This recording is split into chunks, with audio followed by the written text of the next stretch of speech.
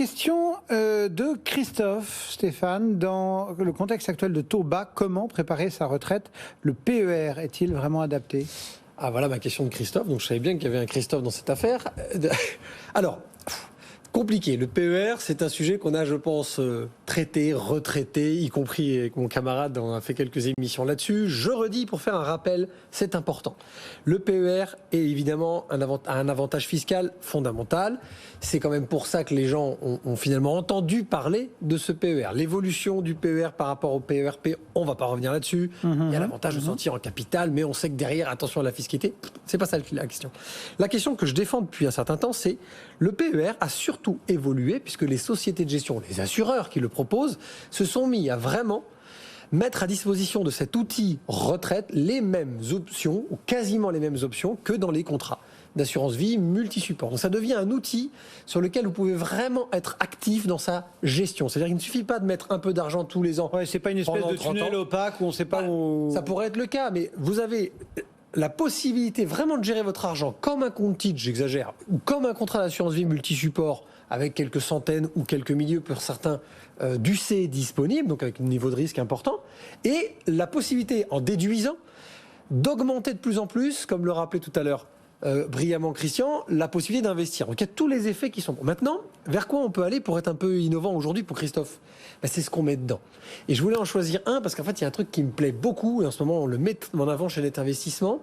Vous connaissez tous Fidelity, la grande société de gestion américaine qui, figurez-vous, possède 25% des parts de marché de l'épargne retraite américaine. Et on sait qu'elle est privée aux États-Unis. Donc s'il y a bien un acteur dans le monde qui connaît le sujet, c'est Fidelity. Ils ont mis du temps à trouver la façon de présenter leur savoir-faire en Europe, parce qu'évidemment la mentalité n'est pas la même. Donc au sein des contrats de PER, Fidelity a créé des target funds retraite, qui sont des fonds spécifiques retraite, avec une culture à expliquer. C'est tout simple pour Christophe. Selon votre âge, vous allez choisir dans les fonds Fidelity spécial retraite finalement un profil de gestion. Donc c'est pas un mandat de gestion piloté comme on peut avoir chez les assureurs, mais là vous choisissez votre profil au prorata d'un vieux, j'ai envie de dire, c'est pas une légende urbaine, mais on dit que Warren Buffett, le célèbre Warren Buffett, disait que vous prenez une base 100, vous retirez votre âge et vous avez votre proportion d'actions dans votre portefeuille retraite. Donc si vous avez 30 ans, vous avez 70% d'actions. Si vous avez 70 ans, vous avez 30 ans d'actions. Vous avez 30%. Pardon ? 30%. Vous avez 30% d'actions, pardon. Donc, Target Funds de Fidelity, ils ont cette démarche-là. Et comme ils ont un savoir-faire avec plusieurs centaines de gérants dans le monde entier, en plus de ça, ils vont aller chercher du thématique, de l'obligation, de l'action, et ils vont jongler au travers de l'avancée de l'âge de notre cher Christophe, avec des profils pour l'amener petit à petit à une gestion à l'intérieur de son fonds de plus en plus sécurisée. J'attaque très fort si je le prends à 30 ans. J'ai pas besoin de faire des arbitrages. Le fonds va évoluer lui-même avec tous les clients qui auront souscrit à l'âge de Christophe de 30 ans, vers ses 65, 67, 70, on ne sait jamais.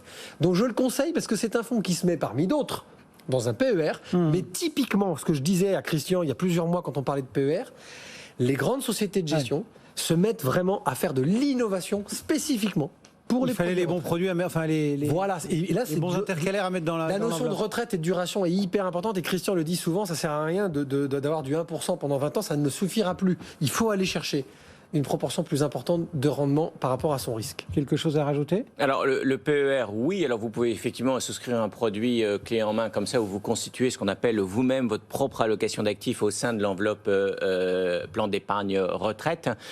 Tout de même, deux points clés. Le premier point, c'est que donc ce placement va vous accompagner non pas pendant 5, 10, 15 ans, mais peut-être pendant 30 ou 40 ans. Donc il y a un élément qui est essentiel, ce sont les frais. Il faut savoir que les frais, 0,5, 0,6, 1% de frais de gestion par an, comme ça ne paraît pas beaucoup, mais en cumulé au fil des années, ça représente des sommes essentielles. Donc regardez bien les frais, c'est un point essentiel. Et puis tout de même rappeler que le principal atout du PER, donc c'est la déductibilité fiscale des sommes versées, et donc ne sont concernés qu'un Français sur deux, que ceux qui payent de l'impôt sur le revenu. revenus et sans pour autant faire de la technique financière ou fiscale.